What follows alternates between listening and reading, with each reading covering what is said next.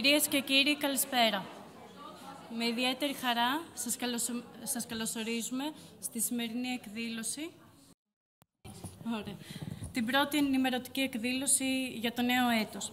Η σημερινή εκδήλωση πραγματοποιείται υπό την αιγίδα της Περιφέρειας Πελοποννήσου και του Δήμου Τρίπολης σε συνεργασία με την Ιατρική Σχολή Αθηνών του ΕΚΠΑ και υπό την υποστήριξη του Κοινοφελούς Ιδρύματος Μιχαήλ Νηστασινόπουλος Βιοχάλκο.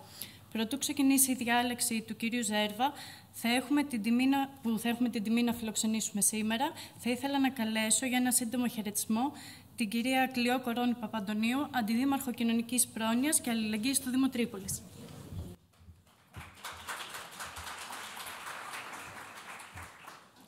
Καλησπέρα σας, αξιότιμοι προσκεκλημένοι. Ο Δήμος μας θεωρεί, αλλά και οφείλει να θεωρεί, ότι ο πρώτος στόχος του πρέπει να είναι η συμπαράστασή του και το να είναι πάντα στο πλευρό του ανθρώπου. Η προσφορά του πρέπει να είναι συνεχής και αταλάντευτη σε όλα τα επίπεδα και σε όλες τις ηλικιακές ομάδες και κοινωνικές, όχι απαραίτητα μόνο στην τρίτη ηλικία ή στις ευπαθείς ομάδες, αλλά πρέπει να δοθεί πάρα πολύ μεγάλη σημασία και στην διαφώτιση και στην ενημέρωση του κοινού. Έτσι λοιπόν σήμερα, μέσα σε αυτό το πλαίσιο, γίνεται μια σημαντικότατη εκδήλωση που έχει σκοπό να διαφωτίσει για την διαφορετικότητα της συμπεριφοράς και της ψυχικής και σωματικής υγείας των γυναικών σε σχέση με τους άντρες, κάτι που έχει σίγουρα να κάνει με το ενδοκρινικό του σύστημα και τον ψυχισμό τους. Αυτή η διαφορετικότητα, όπως θα μας αναλύσει ο εκλεκτός και διακεκριμένος ομιλητής, ο καθηγητής κ. Ζέρβας, έχει βέβαια και επιπτώσεις σε όλο τον κοινωνικό ιστό και σε όλα τα επίπεδα της κοινωνίας μας. Είναι λοιπόν τιμή μας να είμαστε αρρωγοί σε τέτοιες εκδηλώσεις. Εκδηλώσεις που γίνονται και πραγματοποιούνται από την τόσο σημαντική συνεργασία και προσφορά του Κοινοφελούς Ιδρύματος Στασινοπούλου, Βιοχάλκο, και ιδιαίτερα της κυρίας Αλεξάνδρας, που πραγματικά εντυπωσιάζει η προσήλωσή της και η αφοσίωση σε αυτόν τον τόπο, και βέβαια από τους διακεκριμένους επιστήμονες, τον κύριο Πολίτη και τον κύριο Ζέρβα, και από όλους εσάς που είστε εδώ και τιμάτε και έρχεστε να μάθετε, και είναι πάρα πολύ σημαντικό γενικώς για μας, για τον τόπο μας, για τα παιδιά μας, για το μέλλον μας. Ευχαριστούμε πάρα πολύ. Έχετε τους θερμούς χαιρετισμούς του κυρίου Τζούμη, του Δημάρχου μας, και συνεχίζουμε την ωραία αυτή ομιλία. Ευχαριστούμε.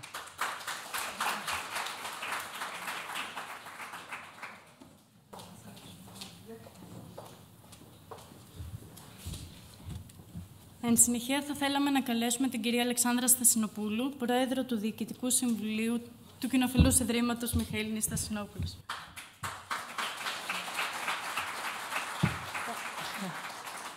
Καλησπέρα σας.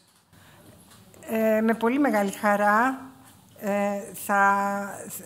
σας υποδεχόμαστε εδώ σήμερα στην πρώτη ενημέρωση για την ψυχική υγεία των γυναικών από τον κύριο Ζέρβα, και είμαστε πολύ χαρούμενοι που προχωράει πάρα πολύ το έργο του μέντορα και ευχόμαστε να προχωράμε πάντα έτσι. Σας εύχομαι καλή ακρόαση.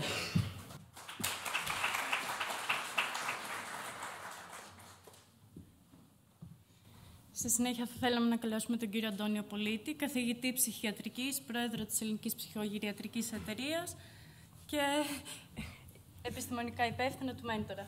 Ναι, ευχαριστώ Βασιλική μου, ευχαριστώ. Σας ευχαριστώ που είστε όλοι μαζί. Δεν θα πάρω πολύ χρόνο, διότι έχουμε ένα διακεκριμένο ομιλητή. Και με μεγάλη μου χαρά θα ήθελα να παρακαλέσω τον κύριο Ζέρβα. Ο κύριος Ζέρβας Γιάννης είναι πολύ φίλος. Είναι καθηγητής ψυχιατρικής στο Γεννήδη Νοσοκομείο, υπεύθυνος της μονάδας για την ψυχική υγεία γυναικών και της ψυχοσωματικής ιατρικής, και θεωρώ ότι είναι μεγάλη μας χαρά και τιμή που τον έχουμε μαζί μας να δώσει μια εξαιρετική διάλεξη για ένα θέμα πολύ ιδιαίτερο και πολύ σημαντικό. Κύριε Ζέρβα, χώρος δικός σας.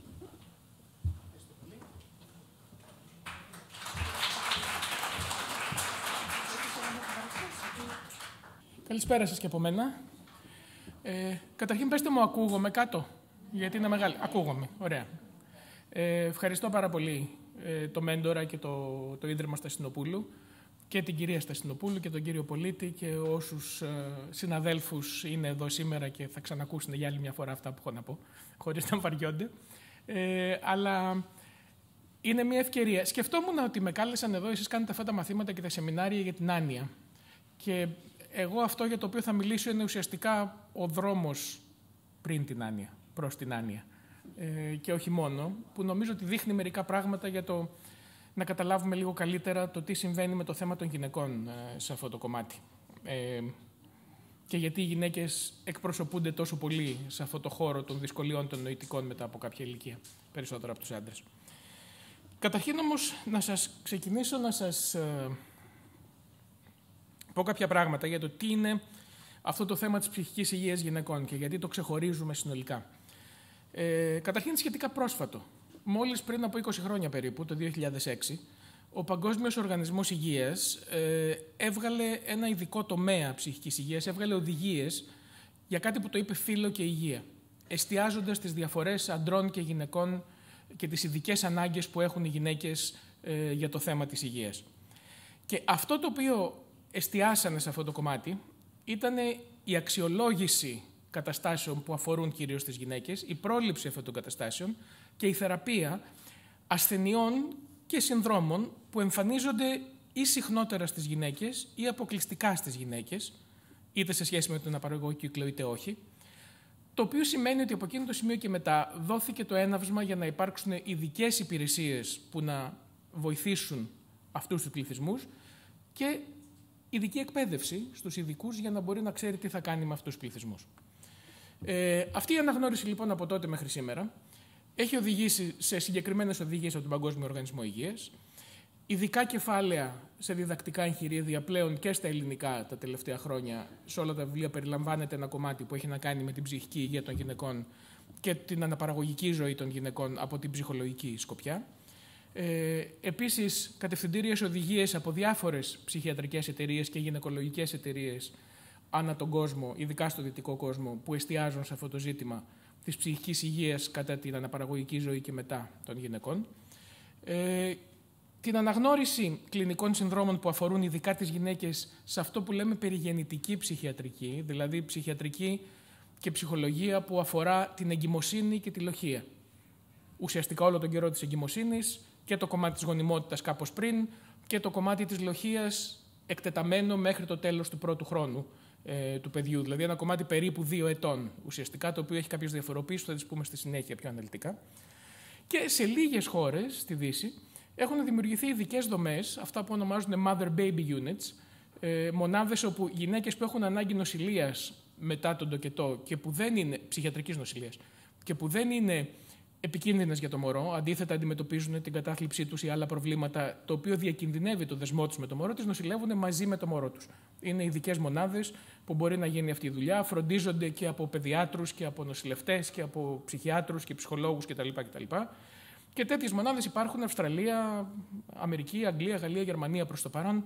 Αυτές είναι οι χώρες. Η Ινδία έχει μία μεγάλη μονάδα. Το οποίο έχει και πολύ ενδιαφέρον γιατί στην Ινδία δεν νοσηλεύουν απλά τη μαμά με το μωρό της. Έχουν ένα μεγάλο θάλαμο που νοσηλεύουν όλες τις μαμάδες με τα μωρά τους και τις μαμάδες των μαμάδων και τις πεθερές τους. Οπότε υπάρχει μια ολόκληρη κοινότητα μέσα που νοσηλεύεται. Δεν είναι πολύ καλό για τις λοιμώξεις, αλλά εν πάση περιπτώσει κρατιέται όλο το κοινωνικό σύστημα εκεί.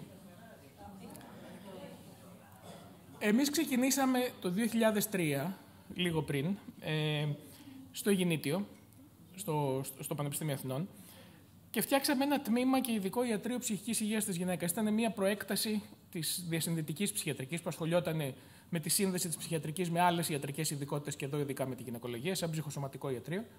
Και από τότε μέχρι σήμερα έχουμε δει πάνω από 5.000 ασθενείς, από τους οποίους παραπάνω από τις μισές είναι σε φάση εγκυμοσύνης ή νωρίς λοχείας. Και εκεί κάνουμε screening για το τι μπορεί να χρειάζονται αυτές οι γυναίκες που τηλεφωνάνε. Γίνεται αξιολόγηση ψυχιατρική. Παρέχουμε συμβουλευτική, που σημαίνει ότι γίνεται καθησύχαση, γίνεται ενημέρωση, γίνεται υποστήριξη και όχι μόνο των ασθενών, δηλαδή και των οικογενειών και των συζύγων και των μαμάδων και των γυναικολόγων τους και των ψυχιάτρων τους πολλές φορές, γιατί υπάρχουν ειδικά ζητήματα που κινητοποιούν πάρα πολύ άγχος στους θεράποντες. Γίνονται βραχίες ψυχοθεραπευτικές παρεμβάσεις, γίνονται πιο μακρές ψυχοθεραπείες όλων των σχολών, γιατί ευτυχώς έχουμε τη δυνατότητα να έχουμε θεραπευτές που συνεργάζονται μαζί μας από όλες τις διαφορετικές σχολές και φυσικά το να δοθούν φαρμακευτικές αγωγές και να υπάρχει κλινική παρακολούθηση. Ως τώρα έχει πάει καλά αυτό. Τόσο καλά που το 2014 οργανώθηκε ένας ειδικός κλάδος στην Ελληνική Ψυχιατρική Εταιρεία Ψυχικής Υγείας Γυναικών, του οποίου πρόεδρος τώρα είναι η Λεωνάρδου. Το 2017 φτιάξαμε μία μη κερδοσκοπική επιστημονική εταιρεία, μία ΆΜΚΕ, για την ψυχική υγεία της γυναίκας, που ήμασταν ουσιαστικά όλοι εμείς που τα 20 χρόνια μέχρι τότε, 15 μέχρι τότε, ασχολιόμασταν με αυτό και ήταν άνθρωποι που είχαν έρθει και δίνανε εθελοντική προσφορά εκτός πανεπιστημίου, ερχόντουσαν με διδακτορικά και με δουλειές από το εξωτερικό, ήταν συνάδελφοι από διάφορες ειδικότητες και έγινε μια προσπάθεια να γίνει αυτή η εταιρεία να δικτυώσει τον κόσμο στην Ελλάδα και τις δυνάμεις στην Ελλάδα που ασχολιόντουσαν με αυτό το ζήτημα και να μπορούμε να συνεννοούμαστε μεταξύ μας και καταφέραμε πέρσι να γίνει και το πρώτο Πανελλήνιο Συνέδριο Ψυχικής Υγείας της Γυναίκας στην Αθήνα, το οποίο πήγε ευτυχώς πάρα πολύ καλά και θα γίνει το δεύτερο το Νοέμβριο του 2025. Οπότε αυτό το κομμάτι προχωράει και φαίνεται ότι έχει αρκετό κόσμο που το παρακολουθεί. Τι είναι τώρα η ψυχική υγεία γυναικών? Να σας πω λιγάκι πώς σκεφτόμαστε γύρω από αυτό το πράγμα. Αυτό ας θεωρήσουμε ότι είναι η ψυχολογία της γυναίκας. Έτσι. Η ψυχολογία της γυναίκας συνδέεται άμεσα με τη βιολογία της γυναίκας και συνδέεται και άμεσα με το κοινωνικό κομμάτι, με τις κοινωνικές συνθήκες μέσα στις οποίες ζει η γυναίκα. Αυτό εμείς στην ψυχιατρική το ονομάζουμε συχνά βίο-ψυχο-κοινωνικό πρότυπο και αυτό δεν σημαίνει ότι οπωσδήποτε και τα τρία συμμετέχουν, αλλά σε κάθε γυναίκα μπορεί ένα από τα τρία να έχει μεγαλύτερη βαρύτητα και με κάποιο τρόπο το καθένα από αυτά μπορεί να επηρεάζει τα υπόλοιπα στο πώς γίνονται οι ανάγκες στη ζωή της στη δεδομένη φάση που γίνεται. Τι εννοούμε βιολογικό? Βιολογικό εννοούμε, τα βλέπετε τι γράφει, θα σας τα διαβάσω και όλα. Ναι. Λοιπόν, βιολογικό εννοούμε καταρχήν με ό,τι έρχεται η γυναίκα από τα γονίδια της. Δηλαδή σε σχέση με καταστάσεις, το φτιάξιμό της από τη φύση, την ιδιοσυστασία της. Και το ορμονικό περιβάλλον, όπως αυτό το περιβάλλον αλλάζει στη διάρκεια της ζωής της. Οι γυναίκες περνάνε διάφορες φάσεις αλλαγής στο ορμονικό περιβάλλον. Υπάρχει η εμειναρχή, που αλλάζουν τα πράγματα και αλλάζει και ολόκληρο τον εγκέφαλο, τον μεταμορφώνει στη γυναίκα για πρώτη φορά στην εφηβεία. Πέρα από τη μεταμόρφωση που γίνεται στην εγκέφαλο, δεν ξέρω αν το ξέρετε αυτό καθόλου, υπάρχει αυτό που λέμε το pruning, το κλάδεμα του εγκεφάλου στην εφηβεία. Αυξάνουν πάρα πολλοί νευρώνες και στα αγόρια και στα κορίτσια και σε εκείνη τη φάση αρχίζουν να κουρεύονται και να αποκτούν μια μορφή που θα είναι λειτουργική για την ενήλικη ζωή. Αυτή είναι μια φάση που είναι πάρα πολύ ευάλωτη για τον εγκέφαλο και οι ορμόνες παίζουν ένα πολύ μεγάλο ρόλο σε αυτή την αλλαγή που γίνεται και ειδικά στις γυναίκες κινητοποιούν διάφορα ζητήματα. Η δεύτερη μεγάλη φάση της γυναίκας, βιολογικά, είναι στην εγκυμοσύνη, όπου οι ορμόνες ανεβαίνουν στο Θεό, ο πλακούντας αναλαμβάνει να γίνει το εργαστήριο και το εργοστάσιο μάλλον, από το οποίο παράγονται όλες αυτές οι ορμόνες και μόλις γεννήσει η γυναίκα, κατακριμνίζονται και περνάει και μερικές μέρες που είναι πάρα πολύ δύσκολες μέχρι να προσαρμοστεί και συνήθως προσαρμόζεται, αλλά δημιουργούν και διάφορα άλλα ζητήματα. Και εκεί ο εγκέφαλος αλλάζει και περνάει διάφορες πλαστικές διαμορφώσεις, προκειμένου να μπορέσει να μπει στο μητρικό ρόλο η γυναίκα. Έτσι, υπάρχει αυτό που λέμε πρωτογενής μητρική απορρόφηση. Στρέφεται πολύ στο παιδί, ξεχνάει λίγο τα κοινωνικά σώματα, αυξάνουν τα αισθητήριά της σε πρόσληψη σε σχέση με το αν κλαίει το παιδί, έχει ανάγκες ή οτιδήποτε άλλο. Ο σύζυγος πάει λίγο πέρα και ο υπόλοιπος κόσμος πάει λίγο πέρα στην όλη ιστορία. Δηλαδή, όλη υπάρχει μια απορρόφηση πολύ μεγάλη. Στην εμεινόπαυση είναι η τρίτη αλλαγή, στην περιεμεινόπαυση μάλλον, τα 3-4 χρόνια μέχρι να σταματήσει η περίοδος. Και σε εκείνη τη φάση. Και σε εκείνη τη φάση πάλι ο εγκέφαλος υφίσταται αλλαγές, γιατί τα ιστρογόνα, όπως θα πούμε αργότερα, και η προγεστερόνη και οι γυναικείες ορμόνες έχουν διάφορες δράσεις, όχι μόνο στον οργανισμό της γυναίκας, αλλά και στον εγκέφαλο της γυναίκας. Οπότε και πάλι περνάει μια τρίτη μεταμόρφωση τέτοια, αν θέλετε, διαμόρφωση ο εγκέφαλος. Το λέω αυτό γιατί δίνεται ένα υπόστρωμα ορμονικό, βιολογικό, πάνω στο οποίο μπλέκονται το τι συμβαίνει με την ψυχολογία της γυναίκας και με τις κοινωνικές συνθήκες μέσα στις οποίες συμβαίνουν αυτά τα πράγματα στη γυναίκα. Λοιπόν, όταν λέμε ψυχολογία τώρα, εννοούμε κάτι που έχει να κάνει με την ιδιοσυγκρασία, το ταπεραμέντο, το οποίο είναι λίγα πράγματα. Ταπεραμέντο σημαίνει ή ότι κάποιος είναι λίγο αργός στις αντιδράσεις του νευρικού συστήματος, ή πολύ γρήγορος ή πιο έντονος. Είναι η ιδιοσυστασία, το ταπεραμέντο σε κάποια πράγματα που φαίνεται ότι υπάρχουν, μη σας μπλέξω με αυτό, αλλά πράγματα που έχουν να κάνουν με το πόσο κανείς γενετικά μπορεί να αποφεύγει, να είναι φτιαγμένος για να αποφεύγει τον κίνδυνο ή να αναζητά τον νεωτερισμό ή να ψάχνει την ασφάλεια. Λοιπόν, αυτά τα πράγματα φαίνεται ότι είναι και πάνω σε αυτά οι οικογενειακές και φιλικές επιδράσεις και των δασκάλων και των πάντων κατά την ανάπτυξη αναπτύσσουν, χτίζουν πάνω σε αυτές τις ράγες. Δεν μπορεί να σε πάει κάπου αλλού από που είσαι. Χτίζει πάνω σε ράγες και αλλάζει. Ο καθένας έχει μια διαδρομή συγκεκριμένη πάνω στο ταπεραμέντο. Και πάνω σε αυτό χτίζεται η προσωπικότητα που έχει πολλές διαμορφώσεις ανάλογα με το περιβάλλον, αλλά όχι άπειρες. Έτσι είναι σε κάποιο πλαίσιο πάντα. Το στρες που θα περάσει κανείς στη ζωή του, τα τραύματα που θα περάσει, τα γεγονότα ζωής, τα αρνητικά γεγονότα ζωής, θα διαμορφώσουν και αυτές τις εμπειρίες και θα δώσουν και την εικόνα που έχει κανείς για τον εαυτό του, για την αυτοπεποίθησή του, για την ταυτότητά του, για όλα αυτά τα πράγματα. Και φυσικά υπάρχει το ψυχιατρικό ιστορικό, το οποίο από μόνο του παίζει ρόλο. Δηλαδή, αν κάποιος έχει και μια ψυχική νόσο, και δεν εννοώ τώρα να έχει περάσει, ας πούμε, ένα πένθος, μια δυσκολία που είναι στα πλαίσια των στρες και των τραυματικών γεγονότων, λέω να περάσει μια ψυχική νόσο, να περάσει μια ψύχωση, να περάσει μια μανία, να περάσει μια πολύ σοβαρή κατάθλιψη. Ας πούμε, όλα αυτά τα πράγματα από μόνα τους διαμορφώνουν αλλιώς το υπόστρωμα το ψυχολογικό. Το κοινωνικό, όλα αυτά τα προηγούμενα, το πώς εκφράζονται οι ορμόνες, τα γονίδια, η προσωπικότητα, το ταπεραμέντο, το ψυχιατρικό ιστορικό κλπ. Συμβαίνουν σε ένα κοινωνικό πλαίσιο. Και οι γυναίκες είναι οι φορείς της κοινωνίας, δεν είναι οι άντρες, είναι οι γυναίκες. Που κρατάνε την κοινωνία, κρατάνε την οικογένεια, κρατάνε όλο αυτό. Και οι αρχές του κάθε κοινωνικού συστήματος αφορούν πάρα πολύ τις γυναίκες. Και εδώ μιλάμε και την μακροκουλτούρα, δηλαδή τη φυλή, την εθνότητα, τη χώρα. Μπορείτε να αντιληφθείτε τι συμβαίνει στη Σαουδική Αραβία με τις γυναίκες, ας πούμε, ή τι συμβαίνει στην Παλαιστίνη και τι συμβαίνει στην Αμερική. Δηλαδή, μεγάλες διαφορές στο πώς μια γυναίκα θα βιώσει την εγκυμοσύνη της, τη σχέση της με το άλλο φύλο, το γάμο της, την οικογένειά της, τις υποχρεώσεις της κτλ. Και υπάρχει και η μικροκουλτούρα, που είναι οι συγκεκριμένες αρχές και αξίες της οικογένειας, της κοινότητας μέσα στην οποία ζει, που μπορεί να είναι διαφορετικές και μέσα στην ίδια τη χώρα ή την ίδια μακροκουλτούρα μέσα στην οποία μεγαλώνει. Αυτά τα τρία λοιπόν κομμάτια αλληλεπιδρούν και μας αφορούν εκεί που η γυναίκα θα εκδηλώσει νόσο. Εφαρμόζεται λοιπόν αυτά τα τρία κομμάτια, το βίο-ψυχο-κοινωνικό, εκεί που θα είναι η έκφραση σε νόσο, ιατρικές νόσους, παθολογικές, γυναικολογικές, ψυχιατρικές, νόσος πάντως, που αρρωσταίνει, στην αναπαραγωγή και στα αναπαραγωγικά ζητήματα και στις σχέσεις. Το γυρίζω πίσω λίγο για να σας πω το εξής. Αυτό που έλεγα ότι είναι καινούργια όλα αυτά τα πράγματα, το 1993 για πρώτη φορά εμφανίστηκε το Commonwealth Fund Survey. Αυτό ήταν μια πολύ μεγάλη μελέτη παγκόσμια που έδειξε ότι υπάρχουν τεράστιες ανισότητες στις γυναίκες ανά τον κόσμο, στις διάφορες χώρες, ως προς την πρόσβασή τους σε υπηρεσίες υγείας, ως προς την ασφάλιση υγείας τους, ως προς το εργασιακό στρες που μπορεί να αντιμετωπίζανε και ως προς την κοινωνική στήριξη. Και έδειξε επίσης ότι υπήρχαν και πάρα πολλές γυναίκες οι οποίες λείπανε.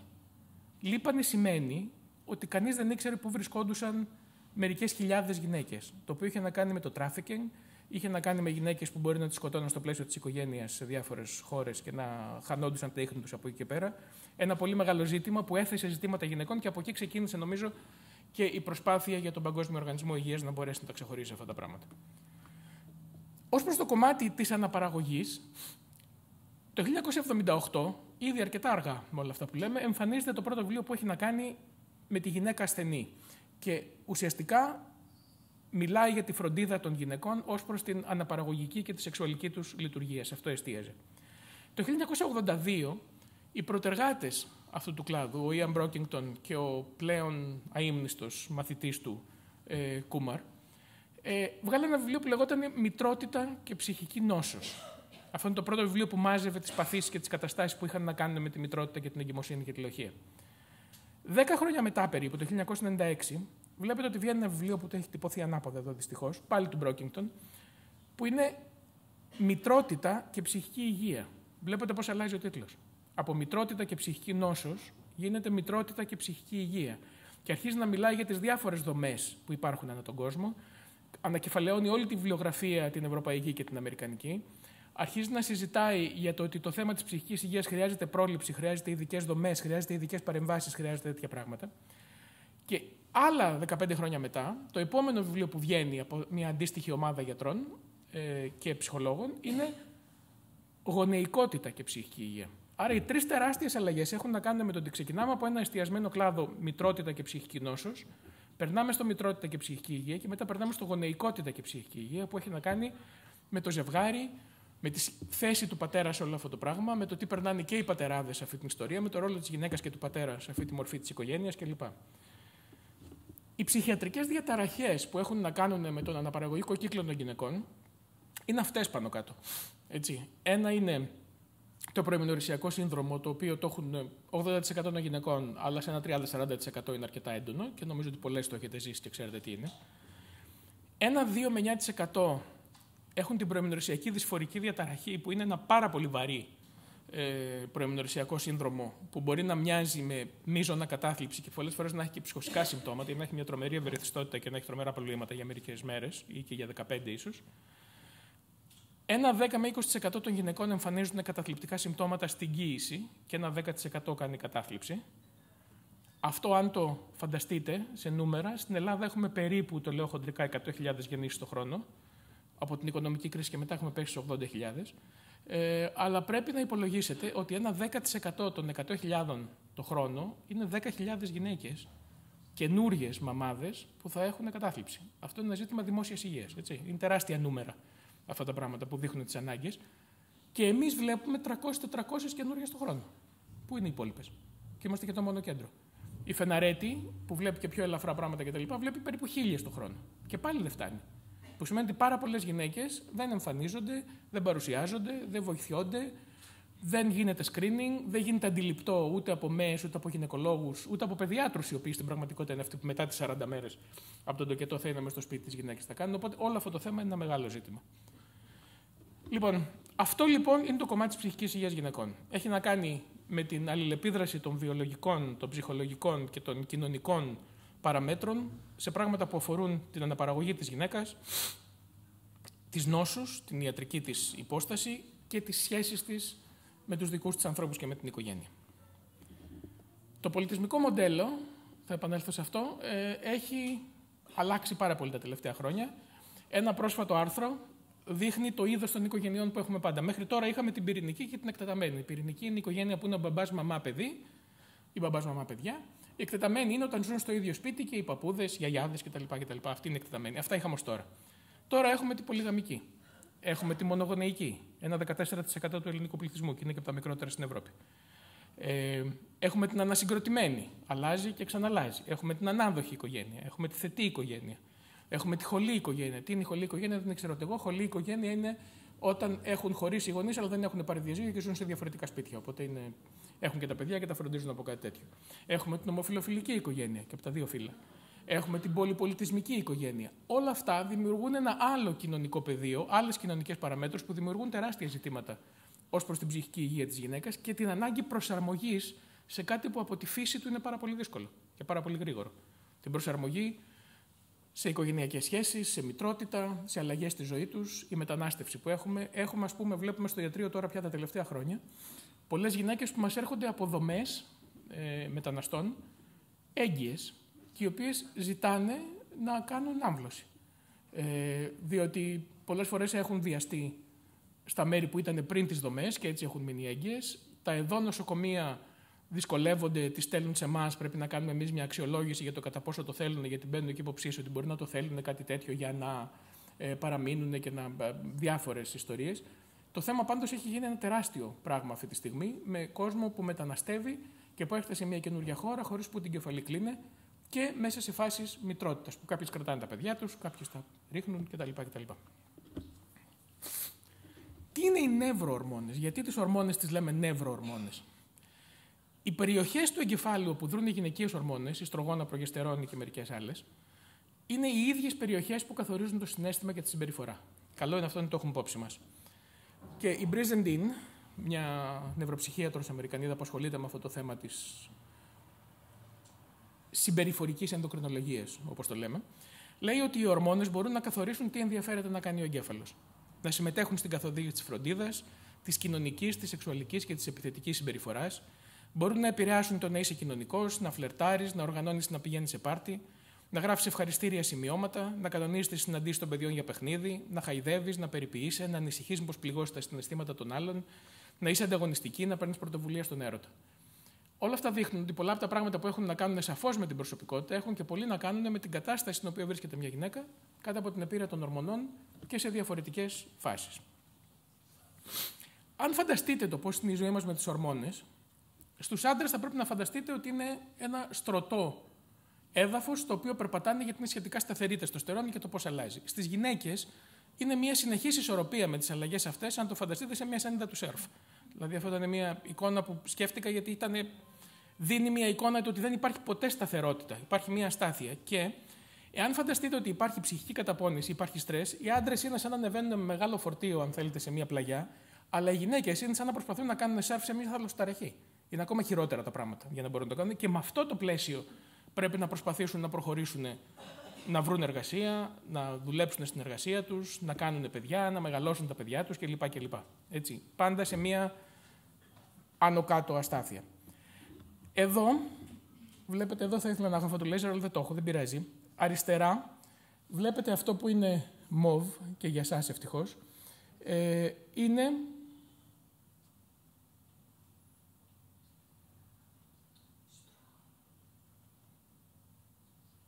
να βεβαιωθώ. Ναι, λοιπόν. Αυτές είναι οι διακυμάνσεις των ιστρογόνων, το MOV, στη διάρκεια της ζωής μιας γυναίκας. Αν δείτε αυτό που δεν φαίνεται εδώ πέρα, ξεκινάει από τα 15 της, ας πούμε, που είναι και η μηναρχή περίπου, 10 με 15 που ξεκινάει, και σταματάει γύρω στα 55-60, που αρχίζει και που είναι και η εμεινόπαυση. Σε αυτό το διάστημα, το πορτοκαλί είναι η κατάθλιψη των γυναικών. Βλέπετε λοιπόν ότι στα αναπαραγωγικά χρόνια της γυναίκας, η κατάθλιψη είναι ψηλή και ειδικά στα αναπαραγωγικά, που σημαίνει ότι σχετίζεται με αυτό το ορμονικό κομμάτι. Δεξιά είναι οι άντρες. Το γαλάζιο από πάνω είναι τεστοστερόνη. Αυξάνει μέχρι, πόσο λέει, 15-19 χρονών, 20. Μετά αρχίζει να χαμηλώνει σιγά-σιγά, σταθερά. Η κατάθλιψη, βλέπετε ότι κάπου εκεί γύρω στην εφηβεία των αγοριών αυξάνει και μετά μένει σταθερή. Δεν είναι κάτι δηλαδή το οποίο έχει να κάνει με διακυμάνσεις των ορμονών. Είναι μια σταθερή κατάσταση στους άντρες. Αυτό το πράγμα είναι αντιθέσει με τις γυναίκες. Βέβαια, αυτό σας το βάζω γιατί έτσι να... Ο Δημήτρης ο Πλουμπίδης μου το είχε βρει αυτό το πράγμα. Είναι από μια εφημερίδα του 1928, τη Νέα Ημέρα, πριν οι γυναίκες αποκτήσουν ψήφο, που υπήρχαν στις εφημερίδες, λέγανε ότι μα δεν μπορεί κανείς να δώσει ψήφο στις γυναίκες, γιατί έχουν όλες σε άλλη μέρα την περίοδό τους και επειδή τρελαίνονται για μερικές μέρες σε εκείνη τη φάση, άντε να βρεις μια μέρα που όλες θα είναι λογικές για να μπορούν να ψηφίσουν. Οπότε αυτό ήταν ένα επιχείρημα σοβαρό, υποτίθεται, στις εφημερίδες για τότε. Τελικά η Ελληνική Βουλή το 1952 παραχώρησε πολιτικά δικαιώματα στις γυναίκες και αυτή είναι από την πρώτη ψηφοφορία των γυναικών τότε. Αλλά το Σύνταγμα του 1975 έφτασε τελικά να ορίσει ότι οι Ελληνίδες και οι Έλληνες είναι ίσοι. Οπότε βλέπετε ότι είναι και αυτό μια σχετικά πρόσφατη ιστορία. Δηλαδή η θέση των γυναικών αρχίζει να αλλάζει στην Ελλάδα μετά το 70 τόσο. Ισότητα λοιπόν. Μιλάμε για ισότητα. Και τι είδους ισότητα, τι σημαίνει ισότητα. Θα ακούσετε τους όρους ισότητα και ισονομία. Ισότητα είναι ότι δίνουμε το ίδιο πράγμα σε όλους. Αλλά το ίδιο πράγμα, αν έχουν διαφορετικές ανάγκες οι άνθρωποι, δεν φτάνει σε όλους, δεν είναι το ίδιο. Η ισονομία ή το equity, όπως σωστότερα πρέπει να το λέει κανείς, σημαίνει να δώσεις στον καθένα αυτό που χρειάζεται για να μπορούν να έρθουν στο ίδιο επίπεδο. Υπάρχει βέβαια και αυτό, που είναι η πραγματικότητα, είναι κάτι που είναι σαν το πρώτο. Η ισότητα είναι το δεύτερο, το equity είναι το τρίτο και υπάρχει και το να βγάλεις τους φραγμούς, ας πούμε, και να μπορεί να είναι το οποίο δεν είναι. Προς το παρόν πασχίζουμε για να μπορέσουν να δοθούν κάποια πράγματα σε σχέση με τις ειδικές ανάγκες. Τι σημαίνει ειδικές ανάγκες στις γυναίκες όμως? Ειδικές ανάγκες σημαίνει ότι μια γυναίκα η οποία έχει να φροντίσει και δουλειά και σπίτι, πρέπει να της δίνει η πολιτεία τη δυνατότητα να μπορεί να το κάνει αυτό το πράγμα. Μια γυναίκα που έχει ειδικές ανάγκες στην περίοδο της εγκυμοσύνης και της μητρότητας, θα πρέπει επίσης να μπορεί να υπάρχουν σταθεροί νόμοι. Ας πούμε, οι γυναίκες στον ιδιωτικό τομέα σε 2 μήνες πρέπει να γυρίσουν στη δουλειά. Στο δημόσιο τομέα έχουν ένα χρόνο off που μπορούν να το κάνουν και δίνει άλλες δυνατότητες. Στην Ελλάδα και δεν ξέρω και πόσο θα κρατήσει αυτό δηλαδή και πόσο θα τα αλλάξουν. Στην εμεινόπαυση, οι γυναίκες που δουλεύουν, και θα το πούμε λίγο αργότερα αυτό, έχουν άλλες ανάγκες σε σχέση με το πόσο αντέχουν με την κούραση, με τον κακό ύπνο που έχουν, με τις εξάψεις, με το ένα με το άλλο. Υπάρχουν διάφορα πράγματα που δημιουργούν ειδικές ανάγκες. Θα τις έχει κανείς εξυπηρετημένες, θα είναι όλες το ίδιο και μεταξύ τους. Θα μπορεί να το λάβει υπόψη του κανείς. Πρέπει κανείς να μπορεί να λάβει υπόψη τις ειδικές ανάγκες του κάθε φύλου για να μπορεί να δώσει αυτό που χρειάζεται σε μια τουλάχιστον πολιτισμένη κοινωνία. Εδώ βλέπετε ότι ο κίνδυνος της κατάθλιψης, που είναι και το πιο συχνό στις γυναίκες, αυξάνει σε αυτές τις περιόδους. Προεμινορρησιακά, στην εφηβεία, στην εγκυμοσύνη και στη λοχειακή περίοδο και στην περιεμινόπαυση. Βλέπετε ότι αυτά τα 4 σημεία είναι τα σημεία τα οποία είναι τα έντονα, που υπάρχει ήδη η ορμονική αναστάτωση και πάνω σε αυτήν δημιουργούνται διάφορα ζητήματα. Σε ποιες γυναίκες δημιουργούνται ζητήματα?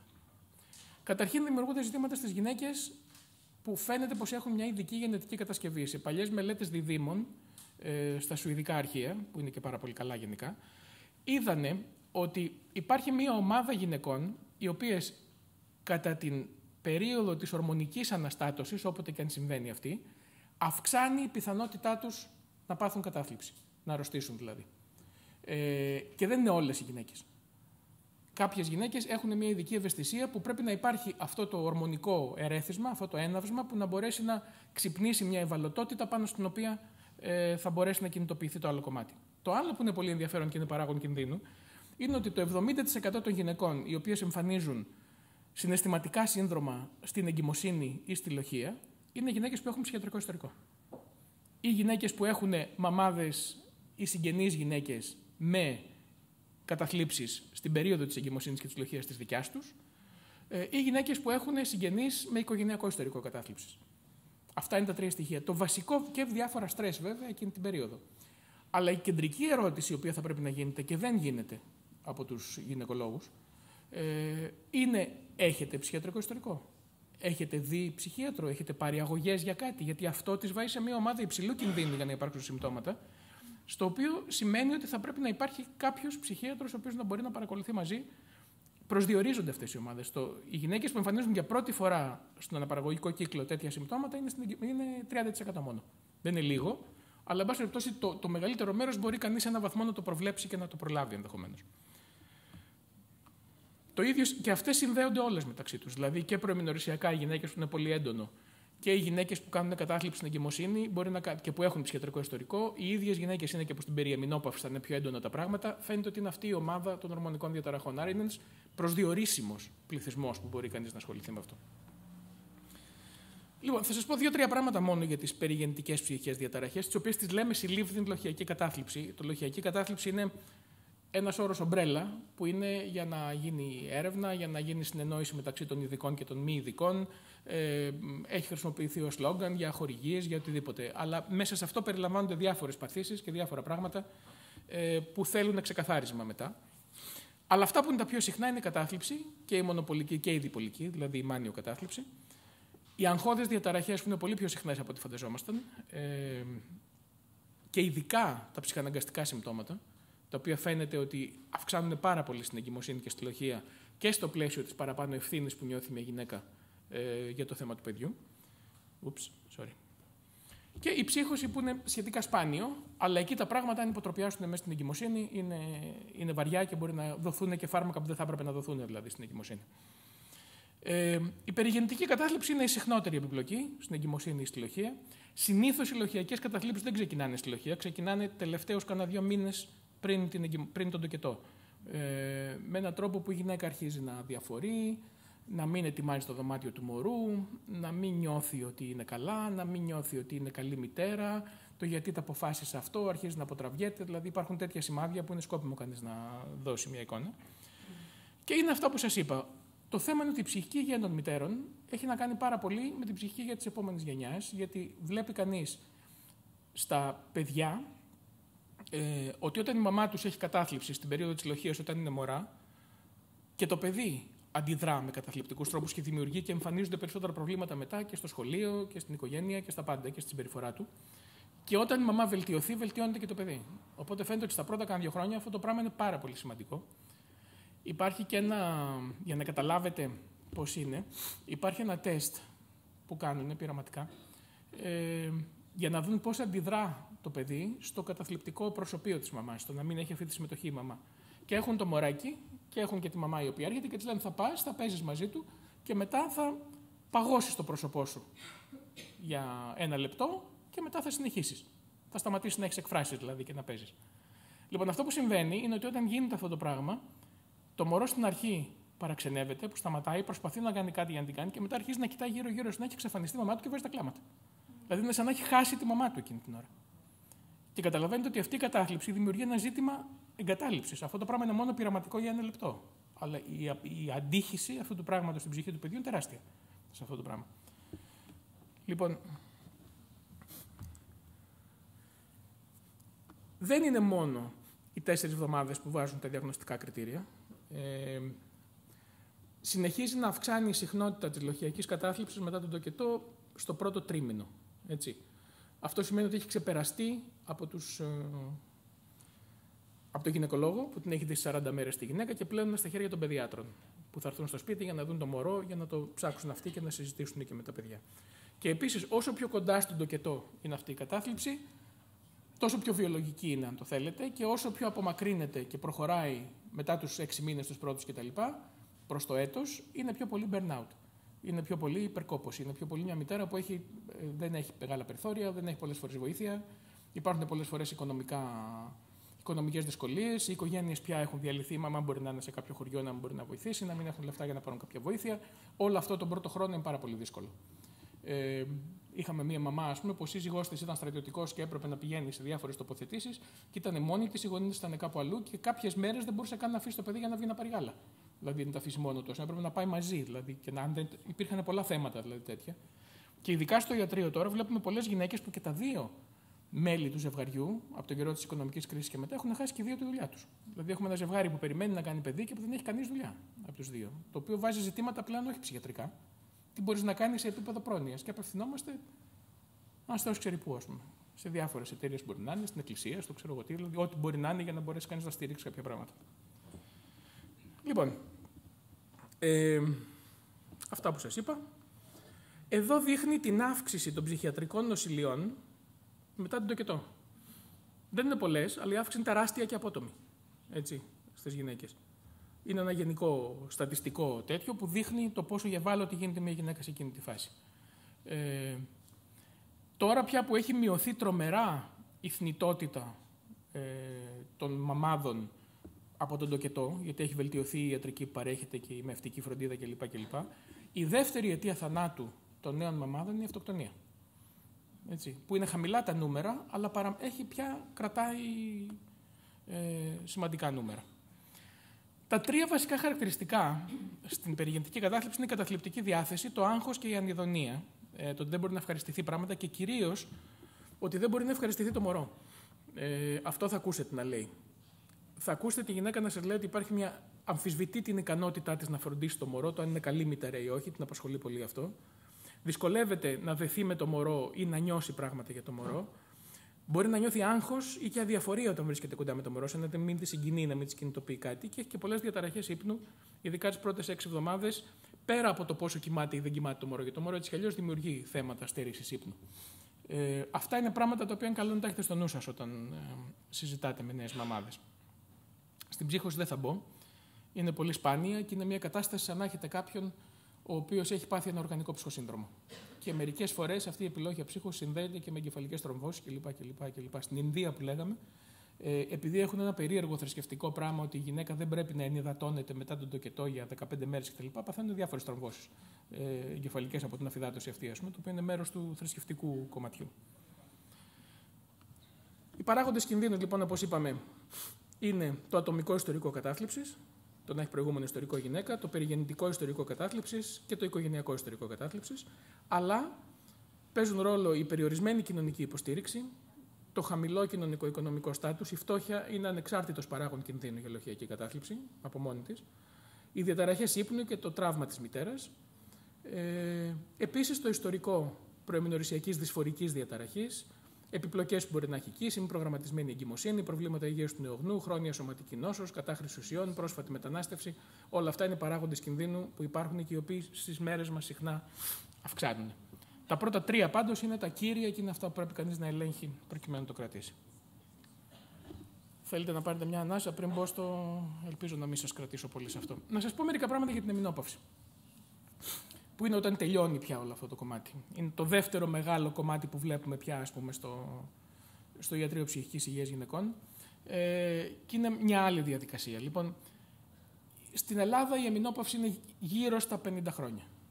48,7, από τα 40 μερικές φορές στα 56. Οι πρόωρες εμεινοπαύσεις κάτω από τα 45 και πρώιμες πολλές φορές κάτω από τα 30 έχουν αυξηθεί πολύ τα τελευταία χρόνια για λόγους μάλλον ανεξιχνίας τους, πιθανόν περιβαλλοντικούς παράγοντες. Δεν ξέρω τι είναι, αλλά μοιάζει να γερνάνε γρηγορότερα οι άνθρωποι. Όπως και άλλες παθήσεις. Η εκφύλιση του αμφιλιστροειδούς, διάφορα άλλα πράγματα που τα βλέπαμε σε ηλικιωμένους, τα βλέπουμε σε πολύ νεότερες ηλικίες και μοιάζει να κατεβαίνουν από πλευράς ηλικίας. Με την άνοια δεν ξέρω τι γίνεται, αν κατεβαίνει και αυτή. Η ηλικία εμφάνισης της εμεινόπαυσης εξαρτάται από διάφορα πράγματα. Καταρχήν είναι κληρονομικό. Η πιο συνηθισμένη ερώτηση που κάνουμε είναι η μαμά σου πότε σταμάτησε η περίοδος της, αν ξέρεις. Γιατί αυτό υπάρχει ένα γενετικό κομμάτι στο πόσο είναι προγραμματισμένο αυτό. Το κάπνισμα μπορεί να οδηγήσει σε εμεινόπαυση κάνα 2 χρόνια νωρίτερα. Οι άτοκες γυναίκες επίσης προημότερα μπορεί να μπουν σε εμεινόπαυση. Η κατάθλιψη οδηγεί σε προημότερη μετάβαση στην εμεινόπαυση. Και οι πολυτόκες και οι γυναίκες με μεγαλύτερο σωματικό βάρος αργότερα, ουσιαστικά. Και ο λόγος είναι βασικός γιατί τα ιστρογόνα αποθηκεύονται στο λιπόδι ιστό. Οπότε, όταν έχεις περισσότερο λιπόδι ιστό, μπορούν να απελευθερώνονται σιγά-σιγά και κρατάς τη δική σου αποθήκη ιστρογόνων. Και αυτός είναι και ο λόγος που οι γυναίκες παίρνουν και βάρος στην εμεινόπαυση, γιατί το προβλέπει η φύση για να μπορέσει να κρατήσει ιστρογόνα για περισσότερο καιρό δικά τους. Ας πούμε, γι' αυτό και υπάρχει αυτό. Ποια είναι τα στάδια? Η περιεμεινόπαυση είναι 2 με 4 χρόνια πριν σταματήσει η περίοδος. Υπάρχει μια ακανόνιστη κυκλικότητα ιστρογόνων, προγεστερόνης και τεστοστερόνης. Θυμίζω ότι η σεξουαλική διάθεση των γυναικών εξαρτάται από την τεστοστερόνη, όχι από τα υπόλοιπα, σαν τους άντρες. Έτσι. Όταν πέφτει και αυτή, μειώνεται και η σεξουαλική επιθυμία. Και υπάρχει αστάθεια αυτά τα 2-4 χρόνια πριν στη σεξουαλική επιθυμία, διαταραχές ύπνου, διαταραχές στις σκέψεις, αυξημένη κόπωση, που είναι πολύ χαρακτηριστικό, συναισθηματικές διακυμάνσεις, εξάψεις, ευερεθιστότητα. Τα νεύρα, η ευερεθιστότητα της εμεινόπαυσης, της περιεμεινόπαυσης είναι πολύ συχνή και γίνονται και καυγάδες μες στην οικογένεια πολύ συχνά. Δηλαδή δεν σηκώνουν ίγα στο σπαθί τους οι γυναίκες σε αυτή τη φάση. Εμεινόπαυση το λέμε όταν υπάρχει πλήρης διακοπή της περίοδου για 1 χρόνο και υπάρχουν επίσης χαμηλά ιστρογόνα, καθόλου προγεστερόνη και υψηλή FSH που είναι η ορμόνη που πιέζει τις οθήκες για να βγάλουν οι ορμόνες. Και αυτή είναι και η τελευταία απότομη αλλαγή στον εγκέφαλο που προκαλείται από τις ορμόνες. Η μετεμεινόπαυση είναι 1-2 χρόνια μετά το σταμάτημα της περίοδου, που πια τα ιστρογόνα και η τεστοστερόνη και η οκιτοκίνη είναι σταθερά χαμηλά και υπάρχει και περισσότερη ηρεμία στον οργανισμό της γυναίκας. Τα δύσκολα χρόνια είναι η τετραετία πριν σταματήσει η περίοδος. Αυτό είναι που δημιουργεί τα περισσότερα προβλήματα, που σημαίνει ότι οι γυναίκες από τα 45 μέχρι τα 50 κατά μέσο όρο είναι οι δύσκολες ηλικίες και που είναι σκόπιμο να το έχουμε στο νου μας και να ελέγχουμε και ορμόνες και να τα συζητάμε αυτά τα πράγματα, γιατί μπορεί να προετοιμάζεται για να μπει σε ένα τέτοιο πράγμα. Και δεν είναι και πάντα πολύ σαφές, γιατί παίζουν πολλοί οι ορμόνες τότε. Μπορεί να το μετρήσει μια φορά και να φαίνεται ότι είναι καλά, και να μετρήσει την επόμενη και να είναι χαμηλά. Δηλαδή δεν είναι μεγάλη αστάθεια σε εκείνη τη φάση. Λοιπόν, η περιεμεινόπαυση κρατάει περίπου 4 χρόνια. Σημαίνει το πέρασμα στην εμεινόπαυση, κάνει διαταραχές κύκλου ή λιγότερο ροή ή περισσότερο ροή. Υπάρχουν χαμένες περίοδοι και υπάρχει και μια ανώμαλη συχνότητα κύκλου. Οι κύκλοι είναι βραχύτερες ή μακρύτερες διάρκειες από το συνηθισμένο. Υπάρχουν εξάψεις συχνά, νυχτερινές εφιδρώσεις και διαταραχές του ύπνου. Εξάψεις είναι ένα απότομο φούντομα που πολλές γυναίκες το έχουν νιώσει, δεν το έχουν όλες. Και υπάρχουν και κάποιες χώρες, η Ιαπωνία ας πούμε, που δεν έχει. Ίσως γιατί τρώνε σόγια που είναι φυτοεστρογόνο. Ίσως μπορεί να το καλύψει αυτό το πράγμα. Αλλά, εν πάση περιπτώσει, έχει να κάνει και με πολιτισμικό. Οι νυχτερινές εφιδρώσεις που λούζονται στον υδρότα και ξυπνάνε και υπάρχει και θέμα με το πόσο ζεσταίνονται, πόσο δεν ζεσταίνονται, τα πετάνε από τα σκεπάσματα και τα πάντα και μπορεί να χρειάζονται κλιματισμούς και τέτοια πράγματα. Αυτό συμβαίνει και στη δουλειά όταν δουλεύουν, γιατί μπορεί να είναι οποιαδήποτε στιγμή της ημέρας. Και διαταραχές του ύπνου, οι οποίες είναι κλασικές και γιατί υπάρχουν εξάψεις και εφιδρώσεις μέσα στη διάρκεια της νύχτας που χαλάνε τον ύπνο, αλλά και γιατί ο ίδιος ο ύπνος, θα σας το δείξω σε λίγο, επηρεάζεται πάρα πολύ από τις ορμόνες και τις αλλαγές τους. Επίσης, σε αυτή τη φάση υπάρχουν αλλαγές της διάθεσης, υπάρχουν καταθλιπτικά συμπτώματα, συναισθηματική αστάθεια, μια μέρα καλή, μια μέρα κακή, ευερεθιστότητα, νεύρα, αλλά και διαταραχές συγκέντρωσης και μνήμης. Και αρχίζουν να υπάρχουν και θέματα από το ορογεννητικό σύστημα, ορολιμόξ, επιτακτική ούρηση, ατροφία των βλενογόνων κλπ. Και μια σεξουαλική δυσλειτουργία και εξ αυτού, αλλά και γιατί πέφτει και η τεστοστερόνη που είναι η. Εδώ βλέπετε μία σειρά από τις επιπτώσεις της εμεινόπαυσης που έχει να κάνει με τα αγκαιοκινητικά συμπτώματα, που είναι αυτά που λέγαμε, εξάψεις, εφιδρώσεις, την ορογεννητική ατροφία, την απώλεια των κύκλων, αλλαγές στη διάθεση και τον ύπνο, καρδιαγγειακά ζητήματα γιατί και αυτό το επηρεάζουν τα ιστρογόνα, έχουν μια προστασία που προσφέρουν, και οστεοπόρωση, γιατί επίσης έχει να κάνει με αυτό. Αυτά είναι μια σειρά από πράγματα που είναι καλό να ελέγχονται και από τον γυναικολόγο ή τον ενδοκρινολόγο, κατά τη δική μου γνώμη, χωρίς να υποτιμώ κανέναν, μάλλον ενδοκρινολόγο προτιμώ να το δει αυτό το πράγμα. Όμως έχει μια σημασία ότι είτε ενδοκρινολόγος είτε γυναικολόγος να έχει ασχοληθεί ειδικά με την εμεινόπαυση, γιατί αυτό το κομμάτι είναι κάτι που έχει καμιά σειρά από ειδικές γνώσεις και πολλές φορές προσπερνιέται, ειδικά από πολλούς γυναικολόγους, σαν εντάξει, εμεινόπαυση είναι, όλος το παθαίνουν, θα το περάσεις. Θα το περάσει βέβαια μια κουβέντα, γιατί είναι χρόνια ταλαιπωρία. Κοιτάξτε τώρα τι κάνουν τα ιστρογόνα. Τα ιστρογόνα δεν κάνουν μόνο το γυναικείο κύκλο. Βοηθάνε την νευροδιαβίβαση. Σχετίζονται με τις σερωτονίνες που έχετε ακούσει, με τις αδρεναλίνες, με ένα σωρό πράγματα που κάνουν. Τρέφουν τα νευρικά κύτταρα, δημιουργούν νέες συνάψεις, κάνουν νευροπροστασία, επιδρούν στην νευρογλία, αιματώνουν τον εγκέφαλο. Επηρεάζουν πάρα πολλά πράγματα στον εγκέφαλο που έχουν να κάνουν με οργανικές αιτίες, και εκεί μπαίνει και το ζήτημα της προετοιμασίας, αν το θέλετε, για ανοητικά προβλήματα. Γιατί σταματάει ο τρόπος που τρέφουν και προστατεύουν και ανανεώνουν τον εγκέφαλο, τα ιστρογόνα, όταν αρχίζουν να πέφτουν. Βλέπουμε συμπτώματα που έχουν να κάνουν με τη μνήμη, τη συγκρότηση, τη συγκέντρωση και τη σκέψη. Δηλαδή, πολλές γυναίκες παραπονούνται για αυτό που λένε την ομίχλη στον εγκέφαλό τους, το brain fog. Είναι μια δυσκολία. Οι γυναίκες έχουν μια δυνατότητα και μια ικανότητα να χειρίζονται πολλά πράγματα μαζί. Και τα παιδιά και τη δουλειά και τα λογιστικά και το τι θα γίνει και τα ψώνια και το. Αυτό αρχίζει να χάνεται. Αρχίζουν οι πολλές πληροφορίες να μην μπορεί να τις κρατήσει στο RAM. Στην μνήμη εργασίας η γυναίκα σε εκείνη τη φάση. Και αρχίζει αυτό το πράγμα να την κουράζει πάρα πολύ και τα πολλά πράγματα που συμβαίνουν να της βγάζει μια παραπάνω κούραση, συν τη σωματική κόπωση που νιώθει αυτό το πράγμα που έχει να κάνει με το επίπεδο ενέργειας. Συν την κακή διάθεση με το άγχος και τα νεύρα. Και φαίνεται ότι αυτό το πράγμα επηρεάζει και τον ύπνο έντονα και φαίνεται ότι προδιαθέτει και για Πάρκινσον και για άνοια. Γιατί επηρεάζει τον ύπνο? Εδώ βλέπετε διάφορες από τα σημεία του ύπνου. Απλώς λέω ότι έχει 3 κομμάτια ο ύπνος. Τα έχω εδώ, τα έχω. Λοιπόν, είναι το ξύπνιο, στην επιφάνεια είναι τα όνειρα, το REM που λέει, και μετά υπάρχουν διάφορα στάδια ύπνου μέχρι το βαθύτερο κομμάτι του ύπνου. Βλέπετε ότι στο δικτυωτό σχηματισμό, στο πόσο είσαι ξύπνιος, πόσο σε παίρνει ο ύπνος, διάφορες σωματικές αισθήσεις επηρεάζουν, το οποίο σημαίνει ότι οι συστολές της μήτρας, εμβρυϊκές κινήσεις, κοιλιακό άλγος για την εγκυμοσύνη, λέω, ή το προημνορρησιακό σύνδρομο, κράμπες, παλινδρόμηση, συχνουρία, ενοχλήσεις από το σώμα, εξάψεις, υδρότες κλπ. Στην εμεινόπαυση, όλα αυτά επηρεάζουν και ξυπνάνε συχνά. Στους νευρώνες του μετοπιαίου λοβού, εδώ μπροστά, η προγεστερόνη, η προλακτίνη και η LH ενισχύουν τον ύπνο, που και αυτά πέφτουν τώρα στην εμεινόπαυση και δεν μπορούν να το σπρώξουν και να το βοηθήσουν. Και στους νευρώνες της γέφυρας, επίσης οι ορμονικές επιδράσεις σε διάφορα σημεία του εγκεφάλου δηλαδή χαλάνε μάλλον τον ύπνο, βοηθάνε να χαλάσει ο ύπνος. Τα εμεινοπαυσιακά συμπτώματα λοιπόν είναι τρεις κατηγορίες που μας ενδιαφέρουν εμάς στην ψυχιατρική. Ένα είναι οι διαταραχές του ύπνου, αυτό που σας είπα, που μπορεί να είναι από τις εξάψεις, μπορεί να είναι από το άγχος που δυσκολεύει να αρχίσει ο ύπνος και την κατάθλιψη που κάνει πρώιμη αφύπνιση. Ξυπνάς 3 ώρα, 4 στα χαράματα και δεν μπορείς να ξανακοιμηθείς μετά. Νοητικές διαταραχές που έχουν να κάνουν με τη φτωχή συγκέντρωση, με τη δυσκολία εκτέλεσης πολλαπλών δραστηριοτήτων, το multitasking. Την έκπτωση της λεκτικής κυρίως μνήμης με δυσκολία ανάκλησης λέξεων. Αρχίζουν να μην θυμούνται πώς είναι αυτό, πώς το είπαμε, τι έχουμε κάνει, πώς το λένε αυτό, πώς το λένε αυτή είναι κλπ. Και διαταραχές άγχους και συναισθήματος που έχει να κάνει με ευερεθιστότητα, με κρίση πανικού, εναλλαγές συναισθήματος κτλ. Συχνά, όταν υπάρχει προηγούμενο ψυχιατρικό ιστορικό, έχουμε δει γυναίκες με διπολική κατάθλιψη, μανιοκατάθλιψη, που έχουν πολύ καιρό να εμφανίσουν με την εμεινόπαυση να βγάλουν στην επιφάνεια μανιακό επεισόδιο, πάλι για πρώτη φορά. Που μπορεί να ήταν ίσως και για πρώτη φορά καμιά φορά, όταν ήταν πολύ μικρά νωρίτερα.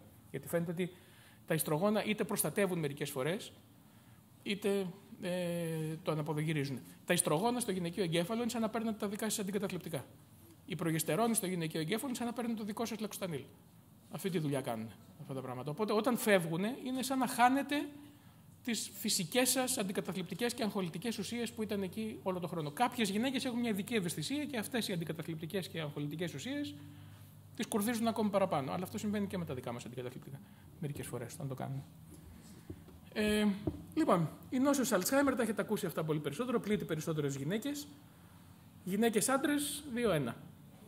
Γυναίκες πάνω από τα 60 με άνοια, 1 στις 5, που είναι πολύ μεγάλο νούμερο. Αυτά είναι στοιχεία από την κυρία Μεταξά, εδώ πέρα που έκλεψα, που τα έχει μαζέψει. Τα 2/3 των φροντιστών ασθενών με άνοια είναι γυναίκες και πολλές αναγκάζονται να παραμελήσουν ή να εγκαταλείψουν την εργασία τους για να φροντίσουν το δικό τους άνθρωπο. Και φαίνεται ότι η άνοια αρχίζει να αναπτύσσεται στον εγκέφαλο καμιά 20 χρόνια πριν τη διάγνωση σιγά-σιγά, καθώς αρχίζουν να τροφούν κάποια κομμάτια κλπ. Οπότε είναι κάτι το οποίο δεν ξέρω αν προβλέπεται ή δεν προβλέπεται, αλλά είναι μια μακρά και αργή διαδικασία που κάποια στιγμή εμφανίζεται. Στην Ελλάδα, δεν φαίνονται πολύ καλά αυτά τα νούμερα, αλλά βλέπετε ότι εκείνη η ηλικία 75 με 85 είναι μάλλον οι μεγαλύτερες διαφορές ανδρών-γυναικών. Και αυτά τα νούμερα που δείχνουν ότι στην Ελλάδα 11% των γυναικών πάνω από τα 65 θα νοσήσουν κάποια στιγμή από Alzheimer. Πώς να προσεγγίσουμε τώρα τη μέση ηλικία στις γυναίκες όταν κάνουμε αυτή την αξιολόγηση? Υπάρχει το ιατρικό σωματικό πλαίσιο, που είναι αυτό που συζητήσαμε. Υπάρχει το ψυχιατρικό πλαίσιο, που και αυτό το συζητήσαμε. Υπάρχει το ψυχολογικό και υπαρξιακό πλαίσιο, που έχει να κάνει με το ότι αρχίζει ένας άνθρωπος, μια γυναίκα, ισχύει για τους άντρες αυτό, ότι πλέον αρχίζει να λέει ότι δεν λέει πόσα χρόνια έχω ζήσει, όπως έλεγε τότε, λέει πόσα χρόνια μου μένουν να ζήσω. Και αυτό είναι μια άλλη κατάσταση, γιατί αρχίζει πια να λέει κανείς τι προλαβαίνω, τι έχω προλάβει να κάνω στη ζωή μου, ξυπνάει όλα τα πράγματα που δεν έχει καταφέρει να κάνει. Μερικές φορές γίνονται και λίγο τρέλες, ας πούμε, στο να προσπαθήσει να τα προλάβει να τα κάνει σε άκερη ηλικία. Αλλά αυτό μπορεί να γίνει και με τις δύο. Και μπαίνει ένα ζήτημα αυτό στην αναπτυξιακή ψυχιατρική, έχει να κάνει με το στάδιο που κανείς ή παραιτείται από την ιστορία ή κάνει μια αναδιοργάνωση και αν θέλετε, έναν ισολογισμό, έναν απολογισμό της ζωής του και νιώθει ότι, εν πάση περιπτώσει, μπορεί να βρει μια ακεραιότητα, μπορεί να απαρτιώσει κάποια πράγματα και να νιώσει ότι έχω φτάσει σε ένα σημείο να μπορώ να καταλαβαίνω τι γίνεται στη ζωή μου και ποιος είμαι. Το προσωπικό πλαίσιο, η εικόνα του σώματος και η σεξουαλικότητα είναι μεγάλα ζητήματα, γιατί αυτά είναι πολύ σημαντικά και για τις γυναίκες, και η εικόνα του σώματος βλέπετε πόσο αυτό το πράγμα τώρα πια το κυνήγι της νεότητας έχει δώσει τόση πολλή δουλειά στους πλαστικούς χειρουργούς. Άλλοτε με καλά και άλλοτε με όχι καλά αποτελέσματα. Και βέβαια υπάρχει θέμα του εργασιακού πλαισίου, οι αλλαγές και οι στόχοι, το πολιτισμικό πλαίσιο, το τι είναι το στάτους μιας μεγάλης γυναίκας στις δυτικές κοινωνίες σε σχέση με άλλες κοινωνίες ενδεχομένως. Αυτό που θα έπρεπε να είναι μια γυναίκα που έχει εμπειρία, που θα μπορούσε να τη μεταδώσει, που έχει γνώση, που έχει σοφροσύνη, που έχει ένα σωρό στοιχεία που μπορεί να γίνουν, πολλές φορές μπορεί να παρακάμπτεται γιατί πέφτει μεγαλύτερο βάρος, ας πούμε, στην ομορφιά, στην εξωτερική εικόνα, στην νεότητα, στην ικανότητα να παράγει, ας πούμε, στον εργασιακό χώρο πολύ έντονα και να μην πληρώνεται και πολύ ενδεχομένως. Οπότε όλα αυτά τα πράγματα είναι σχετικά. Και υπάρχει και το συντροφικό και οικογενειακό πλαίσιο, οι ρόλοι και οι αλλαγές που γίνονται. Η πλειονότητα των γυναικών δεν εμφανίζει κατάθλιψη. Για να μην σας τρομάζω, αυτή είναι ίσως η μόνη καλή είδηση. Εδώ. Συχνότερα είναι τα καταθλιπτικά συμπτώματα στην πέρυη αμινόπαυση. Πιθανώς συχνότερα είναι σε γυναίκες με χειρουργική αμινόπαυση, γιατί γίνεται απότομα η διακοπή. Και πιθανώς να εμφανίζεται νωρίτερα σε γυναίκες που έχουν ιστορικό κατάθλιψης. Υπάρχει μια κλίμακα που είναι πολύ ενδιαφέρουσα, η MENOD, η οποία μετράει αυτές τις γενικές κατηγορίες. Τη χαμηλή ενεργητικότητα που υπάρχει, την παρανοϊκότητα στη σκέψη, που έχει να κάνει με την ευθυξία και το πόσο κανείς σε προσέχει, δεν σε προσέχει, την ευερεθιστότητα, την αυτοεκτίμηση, την απομόνωση που νιώθει μια γυναίκα, το άγχος, τα σωματικά συμπτώματα, τη διαταραχή ύπνου, το βάρος κτλ. Αυτά δίνουν κάποιο σκορ που είναι χρήσιμο, γιατί φαίνεται ότι αν σου βγάλει ήπια κατάσταση, χρειάζεται μια παρακολούθηση, σου δίνει μια εικόνα ότι τι πρέπει να κάνεις. Στη μέτρια, η ψυχοθεραπεία μοιάζει να βοηθάει το να βοηθήσει μια γυναίκα σε αυτή τη φάση. Αν ξεπεράσει κάποιο όριο, μάλλον είναι διαγνωστικό για κατάθλιψη και πρέπει να το δεις παραπέρα και ενδεχομένως να κάνεις και κάποια φαρμακευτική αγωγή για να βοηθήσεις. Ποιοι είναι οι παράγοντες κινδύνου για να εμφανιστεί η κατάθλιψη σε αυτή την αμινοπαυσιακή μετάβαση? Προηγούμενα καταθλιπτικά επεισόδια, μακρύτερη περίοδος πέρυ αμινόπαυσης, εξάψεις, προεμινορρησιακά καταθλιπτικά συμπτώματα στις περιόδους που είχε στη ζωή της, επιλόχια κατάθλιψη, στρεσογόνα γεγονότα ζωής και επίσης, αν ανήκει σε χαμηλότερη κοινωνικο-οικονομική ομάδα, μπαίνουν οικονομικά κριτήρια δηλαδή και ανέχεια, χειρία ή διαζύγιο, αντίξωα γεγονότα ζωής κτλ. Αυτό, όπως καταλαβαίνετε, ειδικά το διαζύγιο αυξάνει πολύ, διότι γύρω στα 50% πλέον, ας πούμε, είναι ζευγάρια έχουν χωρίσει και χωρίζουν και συχνά σε αυτή την κρίζα ηλικία, του Grey Divorce που λένε, που είναι ζευγάρια που έχουν μεγαλώσει και τα παιδιά τους σχεδόν έχουν μεγαλώσει και πια αποφασίζουν στα 50, 50 τόσο, 60 να χωρίσουν και να κάνουν ο καθένας ό,τι φαντάζεται ότι μένει ότι μπορεί να κάνει. Πιθανοί αιτιολογικοί παράγοντες σε αυτά είναι η θεωρία ότι δεν υπάρχουν τα ιστρογόνα, οργανικοί παράγοντες, η θεωρία του ντόμινο, ότι οι εξάψεις χαλάνε τον ύπνο, ο ύπνος κάνει δυσφορία, κόπος κλπ. Και σε ρίχνει στην κατάθλιψη, αλλά και τα γεγονότα ζωής. Η αλλαγή στους οικογενειακούς ρόλους, το σύνδρομο της άδειας φωλιάς, φεύγουν τα παιδιά και πολλά πράγματα που έχεις φροντίσει για 20 χρόνια κάνουν τη δική του ζωή και αν δεν υπάρχουν καλές σχέσεις στο ζευγάρι, ή αν κανείς είναι μόνος του, ή αν σε αυτό έχει επενδύσει πάρα πολύ, μένουν πολλά κενά. Αλλαγές στο κοινωνικό δίκτυο, χάνονται φίλοι, φεύγουν, πεθαίνουν κτλ. Επαγγελματικές αλλαγές, συνταξιοδότηση που μπορεί να υπάρχει τότε, ή επίσης μαζί με το να φροντίζεις, ας πούμε, τον άρρωστο πατέρα ή μητέρα, το να πρέπει να πάρεις και προαγωγή στη δουλειά σου και να είσαι σε μια φάση που πρέπει να κάνεις που όλα πιέζουν παραπάνω από όσο αντέχεις και άλλα τέτοια. Αυτά τα είπαμε. Λοιπόν, τα ιστρογόνα που λέμε μήπως να πάρει μια γυναίκα για την κατάθλιψη, αυτά φαίνεται ότι έχουν αντικαταθλιπτικό αποτέλεσμα στην περιεμεινόπαυση, όχι στην εμεινόπαυση, στην εγκατεστημένη. Οπότε εκεί, μάλλον χρειάζεται, αν χρειαστεί φάρμακο, χρειάζεται αντικαταθλιπτικό φάρμακο. Που να πω εδώ ότι τα δικά μας αντικαταθλιπτικά, τα πιο συνηθισμένα, τα σερωτονενεργικά, πιάνουν τις υποδοχές ιστρογόνων. Οπότε είναι σαν να παίρνει λίγο ιστρογόνο χωρίς να παίρνει το ιστρογόνο με τις άλλες ιστορίες. Οπότε γι' αυτό και συχνά οι γυναίκες πάνε και τα χρησιμοποιούν και πολλές φορές πάνε και λένε δώσ' μου αυτό στο φαρμακείο χωρίς να έχουν ρωτήσει γιατρό. Έχει περάσει πια σαν μια γνώση πρακτική.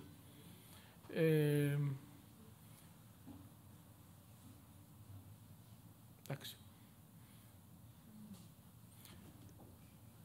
Ο γάμος, ο σύντροφος και η οικογένεια είναι ένα μεγάλο κομμάτι. Πολλές γυναίκες σε αυτή τη βάση βρίσκουν τον εαυτό τους ανήπαντρο και μπαίνει ένα πάντα ζήτημα με το τι έχουν κάνει ή χωρίς παιδιά που επίσης αναρωτιόνται αν έπρεπε να έχω κάνει, τι έχει γίνει. Γίνεται ένας απολογισμός ζωής. Πολλές γυναίκες είναι διαζευγμένες, είτε γιατί φεύγουν οι σύζυγοι, είτε γιατί δεν αντέχουν πια το σύζυγό τους και φεύγουν οι ίδιες. Στην Αμερική αυτή τη στιγμή, μετά τα 50, το 65% των διαζυγίων το ξεκινάνε οι γυναίκες. Που είναι μια καινούρια ιστορία. Πολλές γυναίκες τώρα που αυξήθηκε μέχρι τα 54 η δυνατότητα για εξωσωματική γονιμοποίηση γίνονται μητέρες για πρώτη φορά σε εκείνη την ηλικία. Οπότε μαζί με την εμεινόπαυση έχουν και ένα μωρό που πρέπει να φροντίσουν και να τρέξουν από πίσω και να κάνουν τα υπόλοιπα. Άλλες είναι γιαγιάδες και μπορεί να κοντράρουν με την κόρη τους γιατί μπορεί να έχουν άλλες αντιλήψεις για τη διαπαιδαγώγηση των παιδιών και να αναλάβουν άλλους ρόλους ή να τους φορτωθούν τα παιδιά της κόρης γιατί η κόρη δουλεύει κτλ. Και βέβαια το θέμα της άδειας φωλιάς, φεύγουν τα παιδιά, η σεξουαλική σχέση με το σύζυγο που στα λιγότερα μάλλον ζευγάρια είναι σε καλή κατάσταση, στα περισσότερα περνάει τις φάσεις της και τις αλλαγές της και που έχει να κάνει κυρίως και με τη συντροφική σχέση, όχι μόνο το σεξουαλικό κομμάτι. Και το ότι πολύ συχνά οι γυναίκες αυτές, όπως είπαμε, έχουν να φροντίσουν ηλικιωμένους και ασθενείς με άνοια, με άλλες παθήσεις κλπ. Στο εργασιακό πλαίσιο υπάρχει ένα τεράστιο φάσμα. Άλλες μπορεί να ξαναξεκινάνε σπουδές και μεταπτυχιακά, άλλες μπορεί να απολύονται, άλλες μπορεί να παίρνουν σύνταξη, άλλες μπορεί να παίρνουν νέες θέσεις στη δουλειά τους. Η ενδεχόμενη αύξηση των εργασιακών ευθυνών δεν συνοδεύεται από μείωση οικογενειακών ευθυνών που πλέον δεν αποτιμώνται ούτως ή άλλως. Και οι γυναίκες που δεν εργάστηκαν ποτέ στην τρέχουσα κοινωνία, τη δυτική κοινωνία, μπορεί να νιώθουν υποτιμημένες, σαν να μην έχουν κάνει τίποτα στη ζωή τους και να λένε γιατί δεν δούλεψα, γιατί δεν έκανα και τώρα πια μπορεί να μην έχω συγκεκριμένο ρόλο να υπάρξω. Το θέμα είναι ότι πρόκειται για μια μετάβαση για την κάθε γυναίκα πολύ μεγάλη, μια αλλαγή.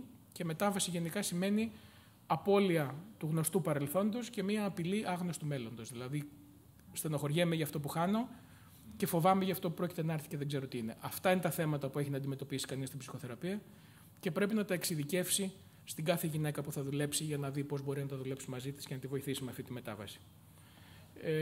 Ο τρόπος που βιώνει μια γυναίκα την εμεινόπαυση σε μεγάλο βαθμό διαμορφώνεται από το ψυχολογικό, κοινωνικό και πολιτισμικό πλαίσιο που ζει, αλλά και από τόσα παρατηρεί και προσδοκά και πόσα προσδοκούν και πώς αντιδρούν οι σημαντικοί άνθρωποι στη ζωή της. Μας λέει η Νάντα Στόκλαντ, που ήταν η πρόεδρος στην Παγκόσμιο Οργανισμό Υγείας της Γυναικείας Ψυχικής Υγείας.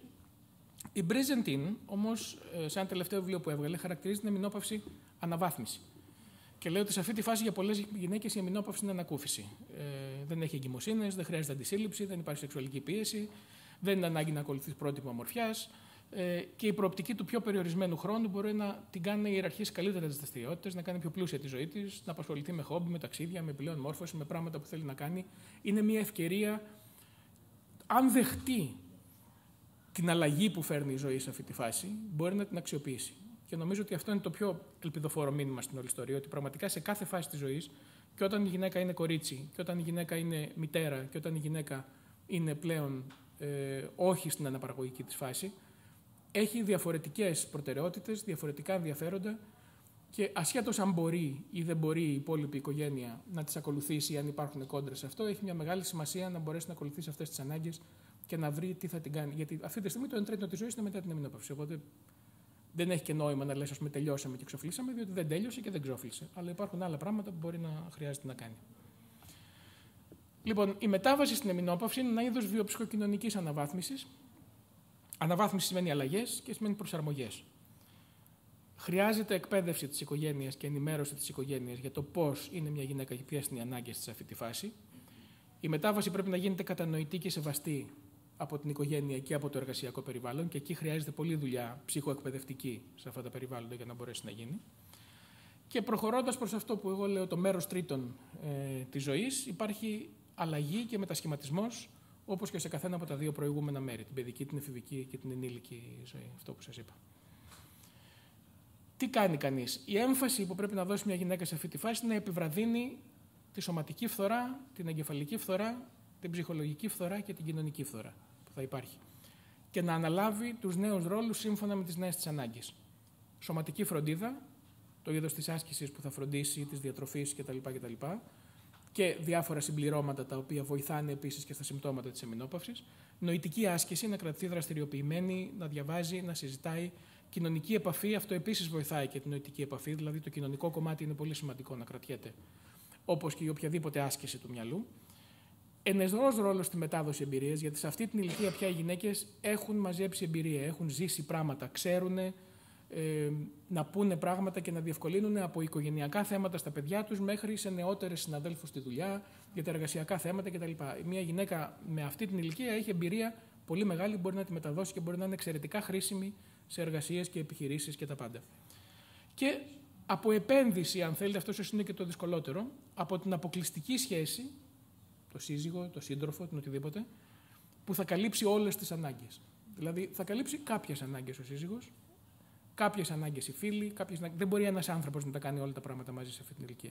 Εγώ δεν λέω να διαλυθεί ο γάμος, το αντίθετο, αλλά λέω ότι πρέπει κανείς να υπάρχει μια ευελιξία για να μπορεί να καλύψει τις κοινωνικές ανάγκες, τις νοητικές της ανάγκες, να κάνει πράγματα που να επενδύσουν στην κοινωνική προσφορά και την κοινωνική ζωή, γιατί αυτό το κομμάτι, όπως είπα και πριν, οι γυναίκες είναι οι φορείς της κοινωνίας και έχει μεγάλη σημασία. Οι άντρες πολύ περισσότερο ή θα πάνε στο καφενείο, θα κάτσουν στο σπίτι τους, θα δουν τηλεόραση. Δηλαδή δεν είναι πολύ, και ο Αντώνης το έλεγε την άλλη φορά, ότι υπάρχει μια απάθεια στους άντρες, ας πούμε, συχνά. Οι γυναίκες δεν είναι καθόλου έτσι. Οι γυναίκες ζωντανεύουν πάρα πολύ μετά και ψάχνουν και τις φίλες τους και θέλουν να κάνουν πράγματα και είναι σημαντικό να γίνει αυτό και να μην το περιμένουν ότι πρέπει να κλειστούν στο σπίτι οπωσδήποτε για να γίνει. Τώρα θα το καταλάβει ο σύζυγος, δεν θα το καταλάβει. Κάπως εκεί χρειάζεται και η εκπαίδευση και η επένδυση και η δουλειά.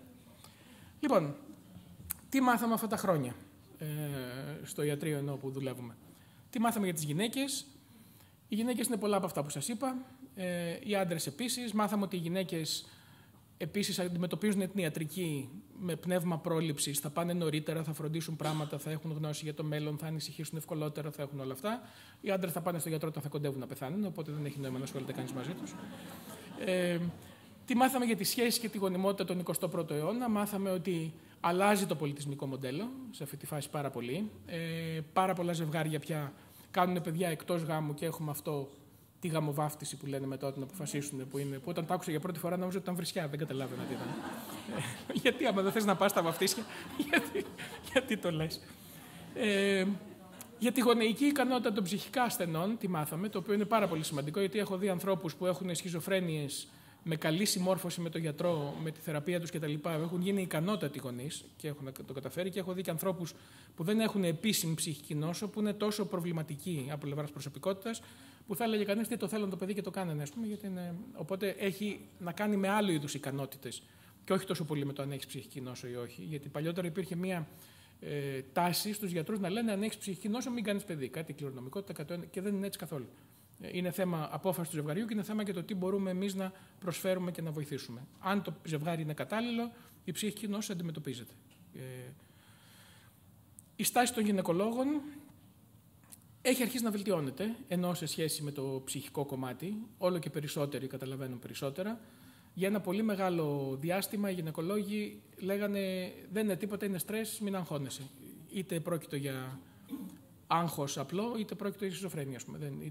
Όλα είναι στρες, όλα είναι άγχος σκέτο. Οπότε νομίζω ότι έχουν αρχίσει να ενημερώνονται περισσότερο και να καταλαβαίνουν και πότε μπορεί να χρειάζονται κάποιες αγωγές στην εγκυμοσύνη που να έχουν ασφάλεια και που δεν γίνεται αλλιώς γιατί μετά θα έχουν άλλα προβλήματα. Για τη στάση των ψυχιάτρων, οι ψυχίατροι επίσης έχουν αρχίσει να μαθαίνουν κάποια πράγματα. Συνεχίζουν να φοβούνται την ευθύνη του να αναλάβουν μια γυναίκα όταν είναι σε φάση εγκυμοσύνης και να τη στέλνουν, το οποίο σημαίνει ότι χαλάνε αυτή τη συνέχεια της θεραπείας. Και αυτό προσπαθούμε να το περάσουμε τώρα, ότι δεν είναι πήγαινε στο ιατρείο ψυχικής υγείας γυναικών, είναι παρακολούθησε την αρρώστια σου και μάθε τις πληροφορίες που σου λείπουν ή χρειάζεσαι για το ειδικό θέμα από εμάς. Τις συνεργασίες, άλλοτε εύκολες, άλλοτε δύσκολες, τους στόχους, τις χρηματοδοτήσεις, ανύπαρκτες, τις κλινικές ανάγκες, πολλές και ακάλυπτες, και τις δυνατότητες του δημοσίου τομέα, ας μην το συζητήσουμε. Το Έλενα είχε, που είναι το μεγαλύτερο μευτήριο δημόσιο στην Αθήνα, είχε παλιότερα στο προγραμματισμό του, στο οργανόγραμμα, ψυχιατρική μονάδα που θα είχε μέσα. Καταφέρανε και την εξαφανίσουν από το οργανόγραμμα, λέγοντας ότι στα 500 μέτρα υπάρχει παιδικός σταθμός και που θα μπορούσαν να έχουν κάνει την πρώτη μονάδα Mother Baby στην Ελλάδα, ας πούμε, και να έχουν όλο τον κόσμο εκεί πέρα που να μπορεί να κάνει. Αλλά υπάρχει αυτό το ότι το ψυχιατρικό κομμάτι είναι για αλλού. Λοιπόν, ιατρική συμβουλή. Οι ανάγκες του γυναικείου φύλου και οι ανάγκες της κάθε μιας γυναίκας ξεχωριστά δεν συμβαδίζουν απαραίτητα. Έτσι, οπότε κάθε γυναίκα πρέπει να δει τον εαυτό της. Προτείνω να είστε μαχητικές για τις διεκδικήσεις του φίλου σας, αλλά να βρείτε παράλληλα ποιες είναι οι προσωπικές σας ανάγκες και να τις τιμήσετε στην πορεία. Και αυτό σημαίνει ότι θα χρειαστεί να κάνετε επιλογές και να πάρετε την ευθύνη τους στη συνέχεια. Και επίσης, κάτι που το λέω στις νεότερες κοπέλες, μην θυσιάσετε τα πάντα για την επιστήμη ή το επάγγελμα. Η επιστήμη και το επάγγελμα δεν θα κάνουν το ίδιο για εσάς. Οπότε σας ευχαριστώ πολύ.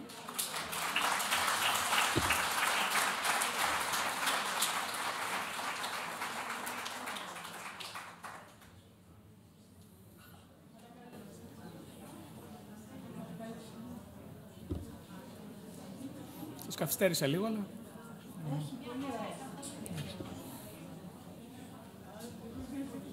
Μ' ακούτε? Παρακαλούμε για τις ερωτήσεις σας. Ευχαριστούμε πάρα πολύ για την εξαιρετική ομιλία σας. Ένα σχόλιο θα ήθελα να κάνω.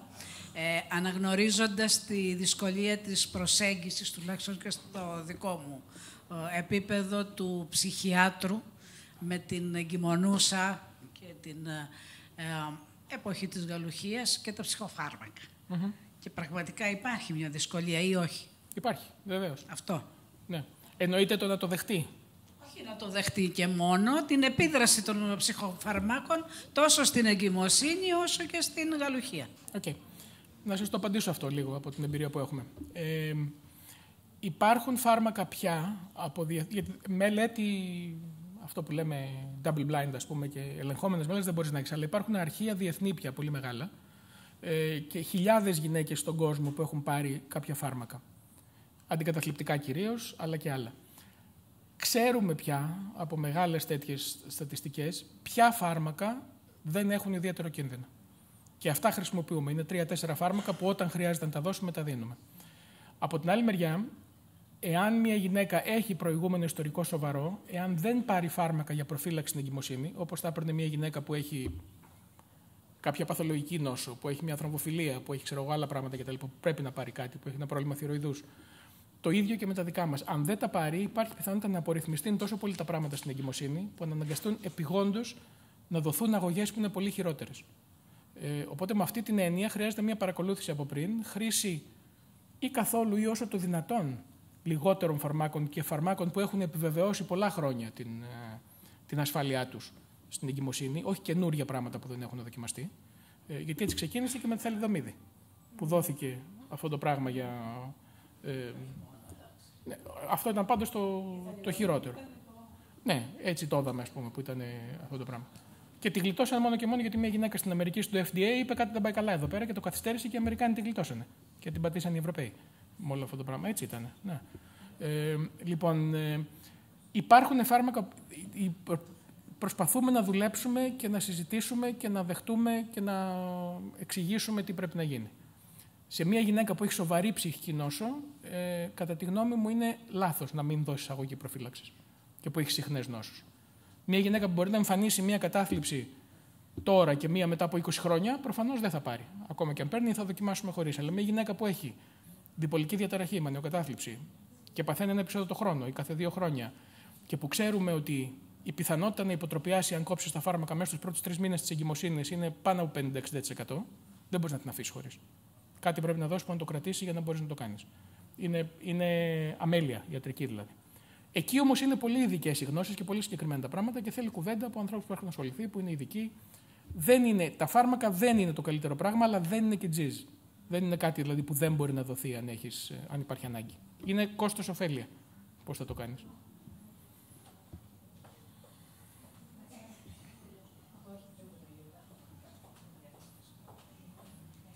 Ευχαριστούμε πάρα πολύ για την εξαιρετική ομιλία. Θα ήθελα να ρωτήσω, έχοντας υπόψη ότι ένα μεγάλο μέρος του μικροβιώματος του εντέρου παράγει τους νευροδιαβιβαστές που έχουν άμεση επικοινωνία με τον εγκέφαλο, έχετε δει καθόλου τα τελευταία χρόνια μελέτες σχετικές με παρεμβάσεις που θα μπορούσαν να γίνουν σε αυτό το επίπεδο, ή διατροφικές με προβιωτικά και πρεβιωτικά, τα οποία θα βελτιώνουν αυτή την δυσβίωση που υπάρχει και ειδικά γνωρίζουμε ότι με τις αλλαγές τις ορμονικές που υπάρχουν με την εμεινόπαυση είναι πολύ εξειδικευμένες πάνω στο μικροβίωμα του έντερου σε αυτή την ηλικία. Έχετε συναντήσει καθόλου μελέτες πάνω σε αυτό? Έχω δει ότι το αναφέρουν. Δεν έχω προλάβει να το κοιτάξω προσεκτικά, οπότε δεν θέλω να σας δώσω καμία βιαστική απάντηση σε αυτό το πράγμα. Είναι ένα θέμα το οποίο έχει ανοίξει τον τελευταίο καιρό για το τι μπορεί να κάνει και πόσο έχει να κάνει. Ξέρω, ας πούμε, ότι η σερωτονίνη που λέμε το 95% είναι από το έντερο. Παράγεται στο έντερο. Ναι, το οποίο δεν ξέρω όμως τι σημαίνει για τη σερωτονίνη στον εγκέφαλο και υπάρχει μια επικοινωνία, αλλά. Υπάρχει. Δεν νομίζω ότι μπορώ να σας τα απαντήσω υπεύθυνα. Αυτό το πράγμα δεν ξέρω. Ευχαριστώ.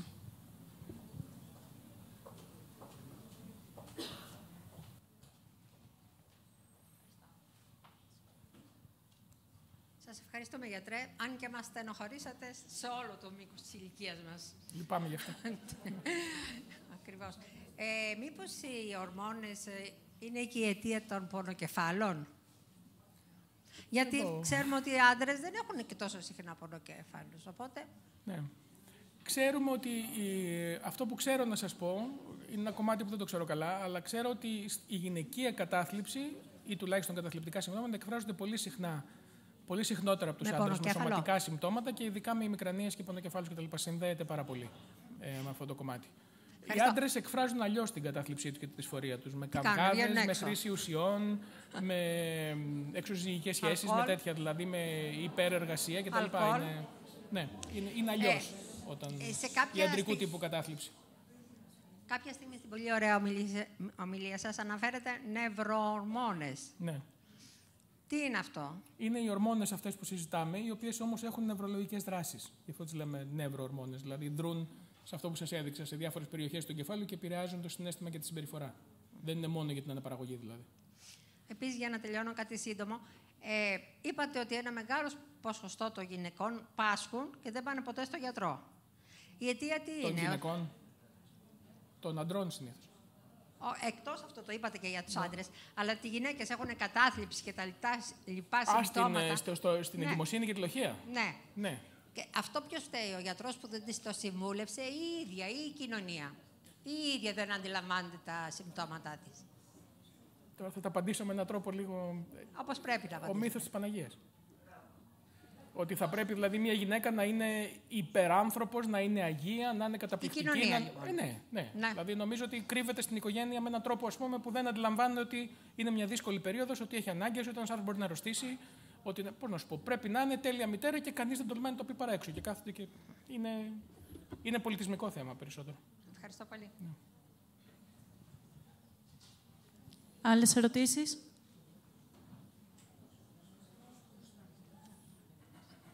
Καλησπέρα. Μ' ακούμετε? Okay. Μια ερώτηση. Η κατάθλιψη στη γυναίκα μετά την εγκυμοσύνη έχει ηλικιακό εύρος? Θεωρείτε ότι οι γυναίκες που γεννάνε πριν τα 30 ή μετά τα 40 τώρα πλέον που έχει αυξηθεί? Το ψηλότερο ποσοστό είναι στις έφηβες εγκυμοσύνες. Άρα οι γυναίκες οι οποίες πλέον γεννάνε γύρω στα 40-35-40 τώρα δεν παρουσιάζουν αυτή την κατάσταση. Όχι κάποια αλλαγή στατιστική. Μάλιστα αυτές οι μητέρες είναι και πολύ συνειδητοποιημένες. Ακριβώς. Το περιμένουν πολύ, φροντίζουν πολύ το παιδί. Άλλα ζητήματα έχουν να αντιμετωπίσουν πιο πολύ με τα θέματα της γονιμότητας και το πόσο έχουν βασανιστεί για να αποκτήσουν παιδί. Αλλά όχι, δεν έχουν παραπάνω κατάθλιψη. Άρα είναι περίπου γυναίκες πριν τα 30. Ναι. Οι γυναίκες που δεν είναι έτοιμες μέσα τους περισσότερο έχουν αυτό το ζήτημα, αν θέλετε. Ευχαριστώ. Κάποια άλλη ερώτηση? Αυτό που είπα πριν για την Παναγία, για να μην θίξω κάποιους ανθρώπους, εννοώ όταν λέω το μύθο της Παναγίας, εννοώ την εξεντανίκευση της μητρότητας. Δεν εννοώ ότι φταίει η ίδια η Παναγία, η οποία αγνοώ ότι έχει και τι δεν έχει. Καλησπέρα. Όχι. Δηλαδή, ο φόβος είναι φυσιολογικό συναίσθημα. Το ότι μπορεί η ανασφάλεια να αυξάνει στο πλαίσιο της κατάληψης και να αυξάνουν οι φόβοι, ναι, αλλά μόνο ως σύμπτωμα, όχι ως... Ο φόβος εννοείται της εγκυμοσύνης και του τοκετού. Ο φόβος εγκυμοσύνης και τοκετού εννοείται. Σε σχέση με γενικότερα. Όχι. Καλησπέρα. Αν κατάλαβα καλά, είπατε ότι η μείωση ιστρογόνων και προγεστερόνης αποτελούν παράγοντα κινδύνου για Αλτσχάιμερ, Πάρκινσον και άλλες νευροεκφυλιστικές ασθένειες. Δεν ξέρω αν κατάλαβα καλά. Πού κοιτάω? Συγγνώμη, ναι.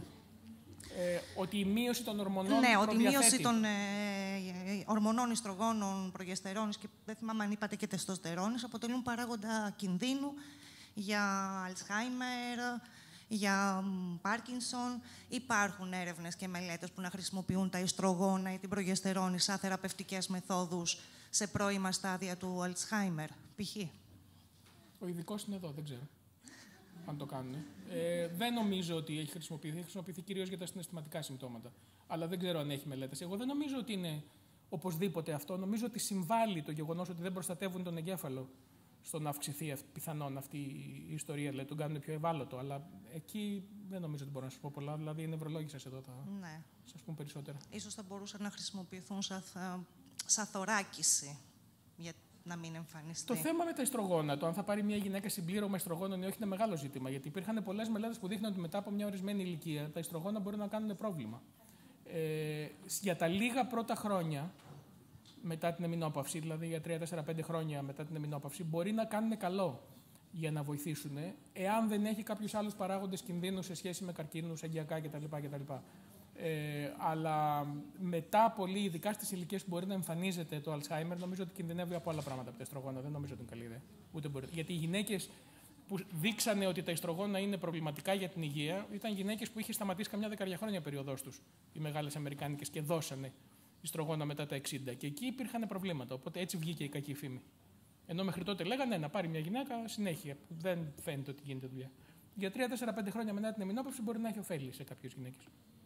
Αλλά γι' αυτό λέω ότι εκεί χρειάζεται μια καλή εκτίμηση από έναν ενδοκρινολόγο που να τα ξέρει καλά αυτά. Λοιπόν, σας ευχαριστώ πάρα πολύ.